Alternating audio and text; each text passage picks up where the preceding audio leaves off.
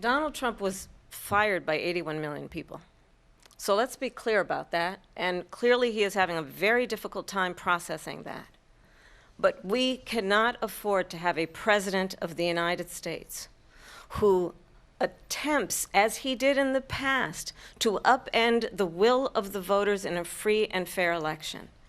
And I'm going to tell you that I have traveled the world as Vice President of the United States, and world leaders are laughing at Donald Trump. I have talked with military leaders, some of whom worked with you, and they say you're a disgrace. And when you then talk in this way in a presidential debate and deny what over and over again are court cases you have lost because you did in fact lose that election, it leads one to believe that perhaps we do not have in the candidate to my right the temperament or the ability to not be confused about fact. That's deeply troubling, and the American people deserve better. I'll give you 1 minute to respond, Mr. President. Let me just say about world leaders.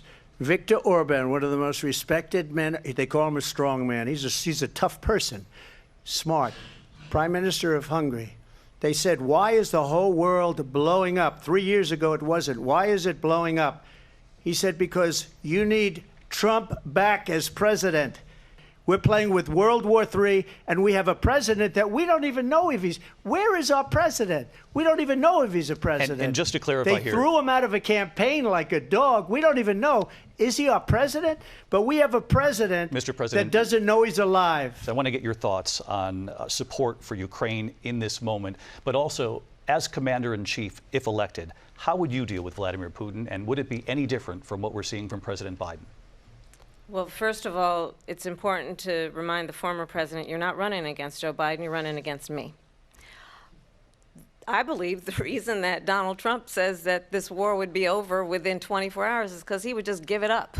Someone who cares about you and is not putting themselves first. I intend to be a president for all Americans and focus on what we can do over the next 10 and 20 years to build back up our country by investing right now in you, the American people. So she just started by saying she's going to do this, she's going to do that, she's going to do all these wonderful things. Why hasn't she done it? She's been there for 3.5 years.